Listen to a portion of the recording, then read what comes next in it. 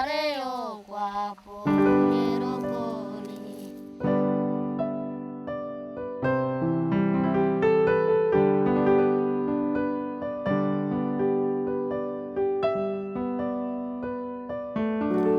Pembangunan pendidikan yang bermutu dan merata di wilayah Indonesia merupakan cita-cita besar yang belum terwujud.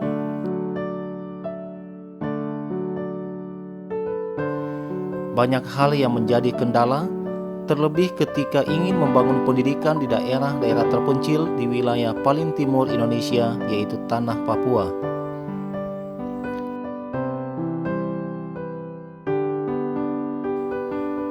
Tanah Papua memiliki dua provinsi pemerintahan, yaitu Provinsi Papua dan Provinsi Papua Barat. Kedua wilayah ini memiliki kondisi geografis yang sama, terdiri dari wilayah pantai,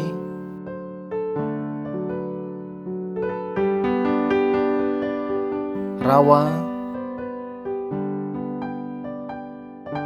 dataran rendah,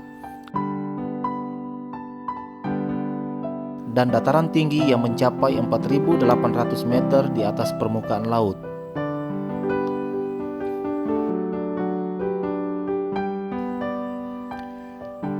Kondisi geografis inilah yang menjadi salah satu alasan sulitnya membangun pendidikan secara menyeluruh di wilayah tanah Papua.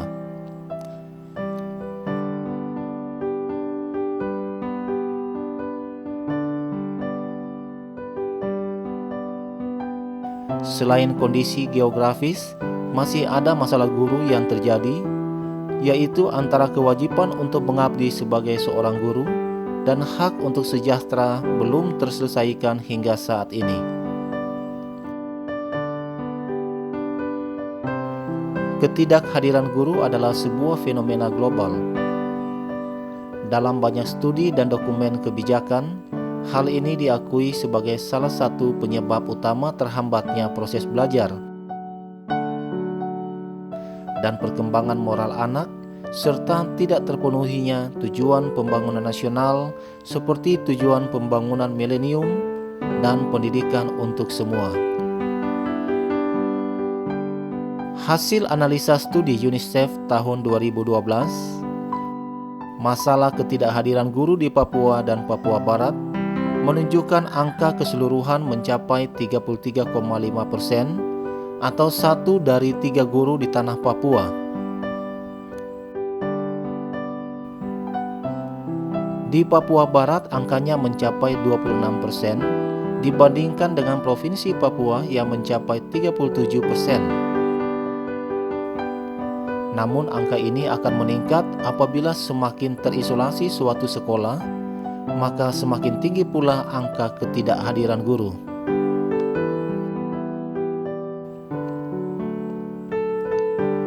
Terbatasnya jumlah guru di Papua dan Papua Barat menunjukkan rasio yang tidak berimbang dengan rombongan belajar, terutama di wilayah terpencil dan terisolir. Kebijakan pemerintah kabupaten dan kota mengangkat tenaga fungsional guru menjadi aparatur di pemerintahan distrik dan kabupaten telah menyumbangkan angka yang tinggi terhadap kekurangan guru.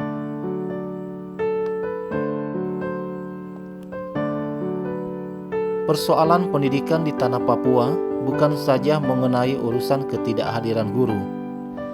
Di sisi lain, kesejahteraan yang menjadi hak mereka agar dapat bertahan hidup dengan ekonomi yang cukup bersama keluarganya dirasakan masih kurang karena tingkat kemahalan yang sangat tinggi.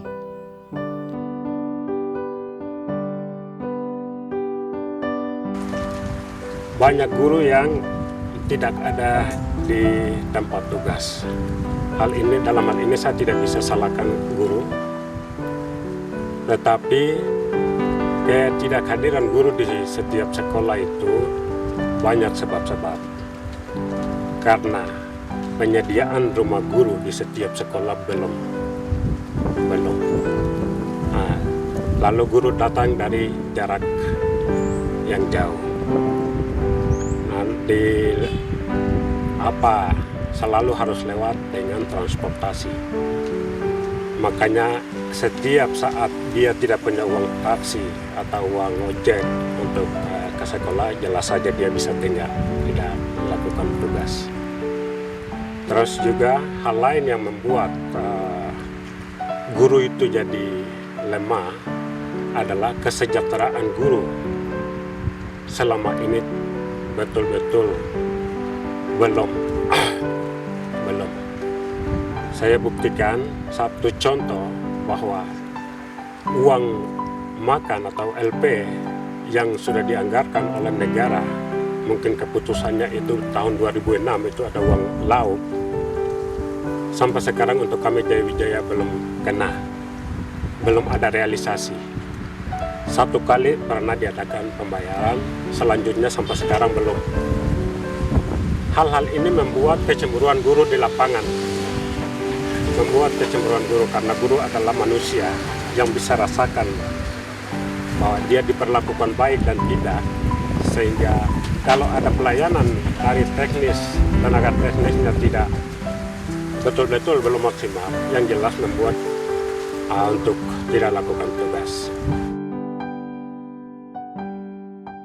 Hal ini harus menjadi perhatian pemerintah agar tenaga guru di daerah terpencil dan sangat terpencil akan merasa nyaman melaksanakan tugas profesinya sebagai seorang guru.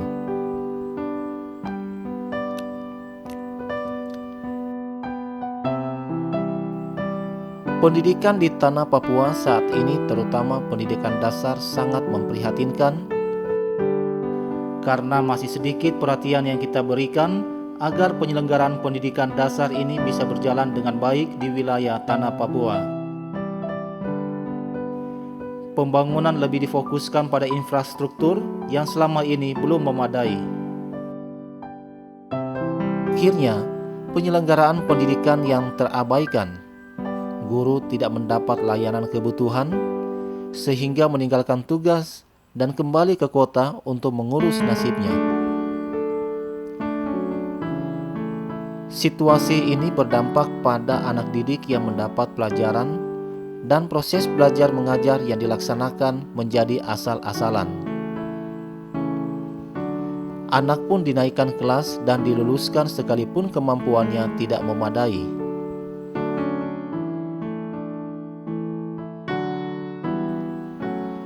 Ketersediaan sekolah pada wilayah terpencil dan terisolir di tanah Papua masih terbatas, baik sisi jumlah maupun kualitasnya. Banyak sekolah yang dibangun, tetapi sayangnya aktivitas belajar mengajar tidak berjalan sebagaimana mestinya.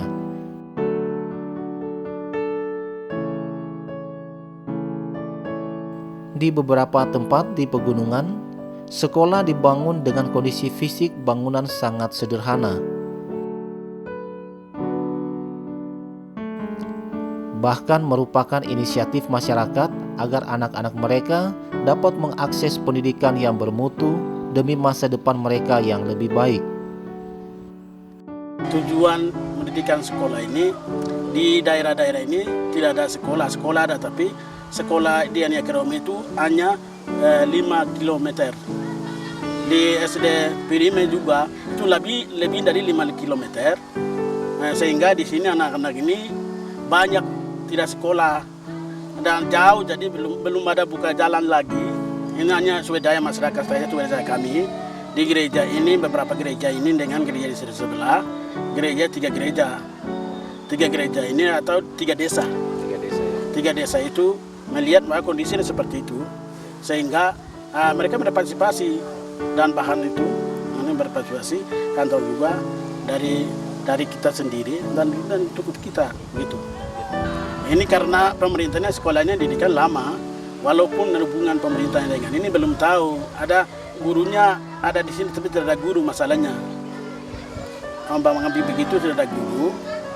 Akhirnya pemerintah bisa melihat, bisa lakukan, tapi tahun kemarin 2011 ini sudah semua masyarakat yang bikin. Jadi bagaimana pemerintah?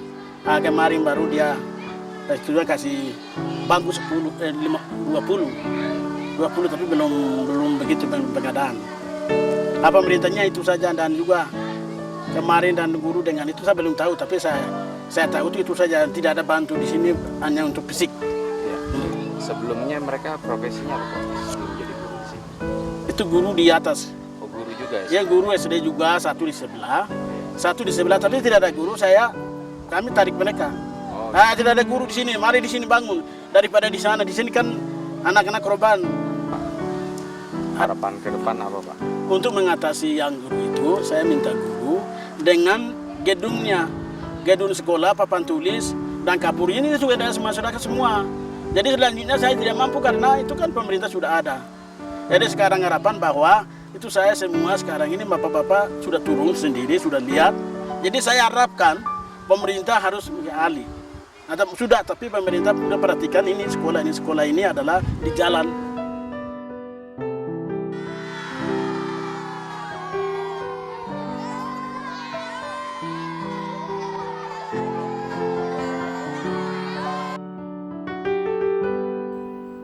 Upaya yang dilakukan masyarakat untuk menyediakan sekolah dalam sebuah komunitas merupakan suatu kebutuhan. Namun masih saja terdapat kendala karena bangunan sekolah tidak memadai dan fasilitas sangat minim.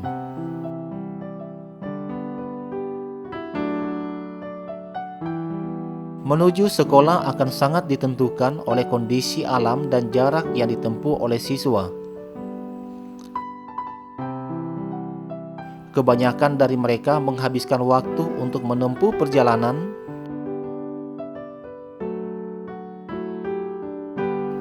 dan ketika mereka berada di lingkungan keluarga, setelah kembalinya dari sekolah, masih ada saja waktu yang mereka gunakan untuk mengerjakan pekerjaan membantu orang tua di kebun.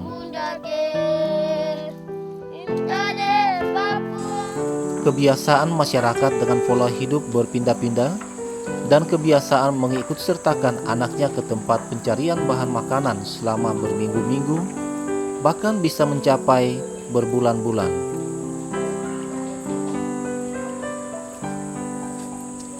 Mereka tidak memiliki kesempatan belajar atau melihat kembali pelajaran yang mereka pelajari di sekolah.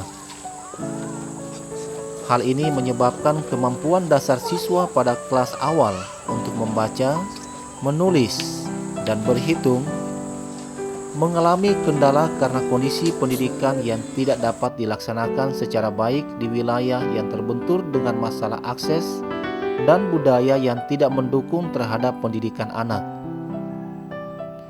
Masih banyak terdapat anak usia sekolah pada kelas awal yang tidak memperoleh akses pendidikan yang baik. Mereka sedang bermain dan menikmatinya sebagai aktivitas sehari-hari, tanpa mempedulikan nasib dan seperti apa nantinya masa depan mereka ke depan. Upaya yang dapat kita lakukan hanyalah dengan memberikan kesadaran bahwa pendidikan itu penting bagi anak-anak mereka.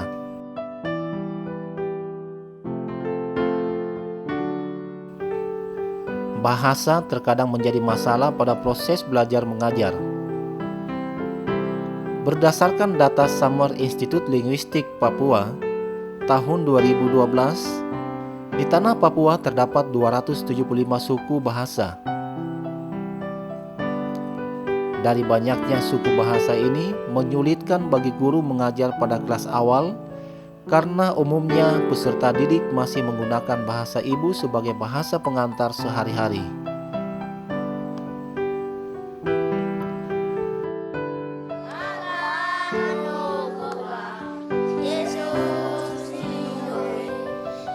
Belum lagi dialek beberapa suku yang saling tertukar dalam membunyikan konsonan, seperti P diucapkan B, J dilafalkan Y, dan S berubah menjadi T. Kondisi seperti ini membuat banyak anak asli Pegunungan Tengah tidak lancar membaca meskipun sudah duduk di bangku sekolah lanjutan tingkat atas. Sungguh sangat disayangkan kondisi seperti ini masih saja terjadi di antara anak bangsa yang membutuhkan pendidikan yang lebih baik. Namun terbatasnya pemahaman mereka akan pentingnya pendidikan menyebabkan mereka selalu tertinggal dibandingkan dengan siswa yang bersekolah di daerah perkotaan dan di daerah yang sudah maju di wilayah Indonesia.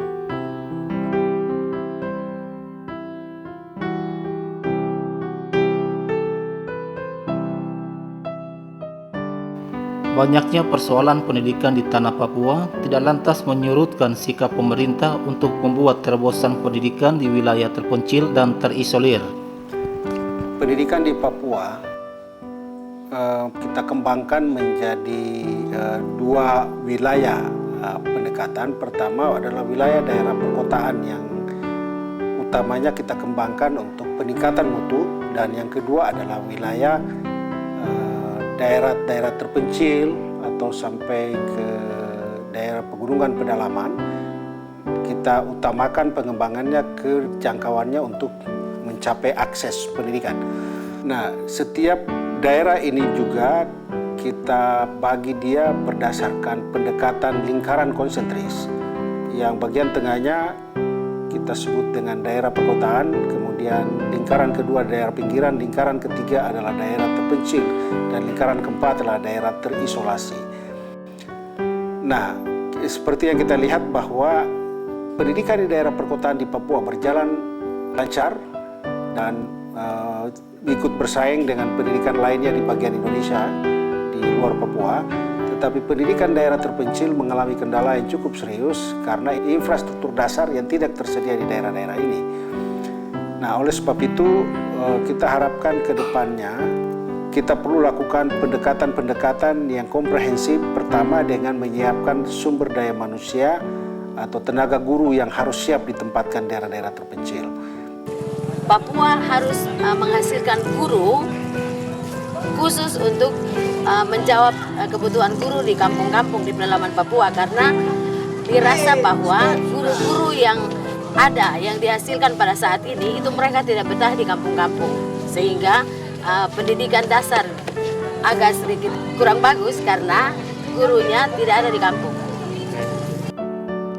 Sebagai salah satu prasyarat sumber daya manusia adalah menyiapkan tenaga guru yang memahami kondisi tanah Papua. Kolese pendidikan guru yang dibangun pemerintah bertujuan menghasilkan tenaga guru yang mempunyai komitmen untuk mengabdi di daerah terpencil dan terisolir.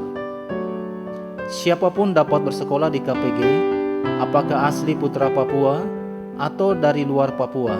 Yang dibutuhkan ialah komitmen dan hati untuk membangun kemajuan pendidikan di Papua. Yang bisa mengikuti pendidikan di KPG adalah orang asli Papua, pasti ya. Dan yang kedua adalah orang dari luar Papua, tetapi dia berkomitmen dan punya keinginan untuk bekerja di kampung-kampung sebagai guru. Motivasi saya berawal dari waktu saya SD.